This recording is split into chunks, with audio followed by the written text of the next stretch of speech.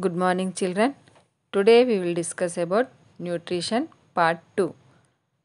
Joseph Priestley, 1733 year to 1804 in 1770 performed a series of experiments that revealed the essential role of air on the growth of green plants.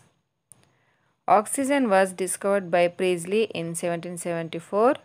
The name oxygen was coined later by Lavoisier in the year 1775. Priestley observed that a candle burning in a closed bell jar soon gets extinguished. Similarly, a mouse would soon suffocate in a closed space of the bell jar.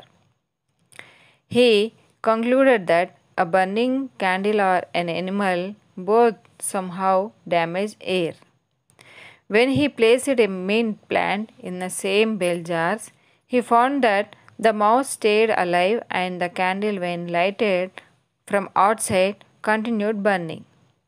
Priestley hypothesized as follows: plants restore the air what breathing animals and burning candles remove.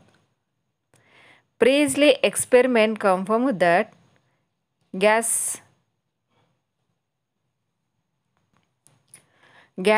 exchange was going on and plants were giving out a gas that supported burning and was essential for the survival of animals.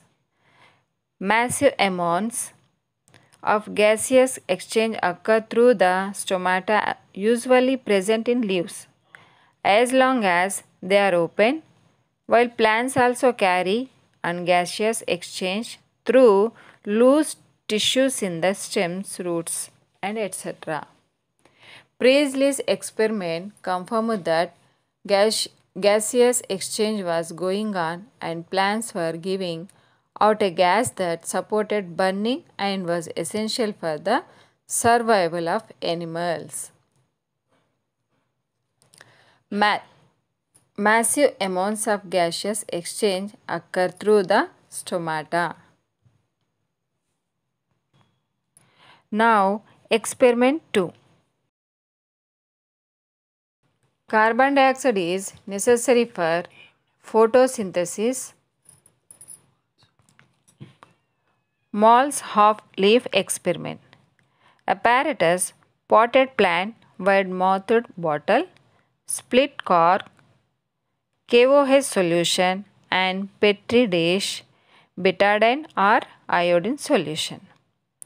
Now precautions: the part of the leaf kept inside the bottle should not touch potassium hydroxide solution. The apparatus should be kept airtight by applying grease or Vaseline.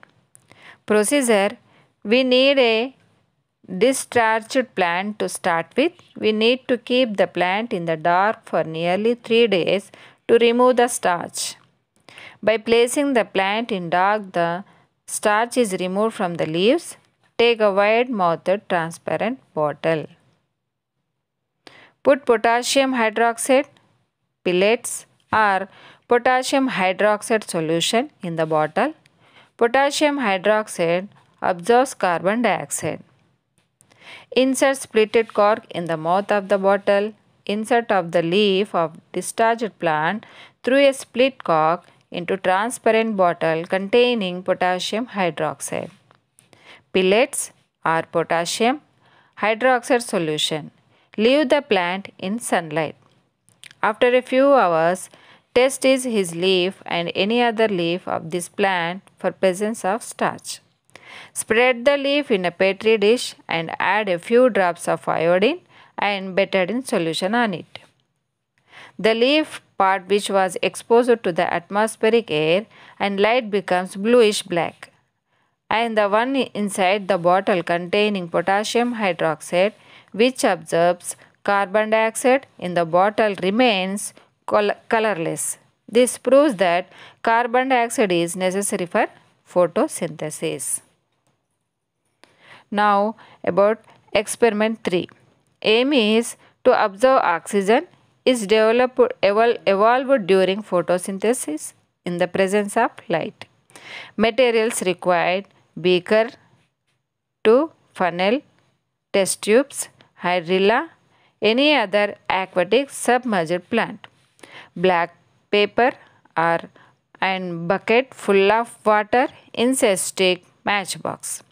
Procedure is: arrange the apparatus as shown in the figure 5 and make two identical sets with water plant like hydrilla. Take the whole set under a bucket of water and invert a water-filled test tube over the stem of funnel. This will help to retain the water column in the test tube. Take the setup out of the bucket and keep it under sunlight. Arrange the second set in the same way. Cover it with black paper or cloth. Keep them under shade. You should see that in place of water there is air that fills in the setup kept in sun. It is actually a gas that will be collected in the test tube. Now, observation.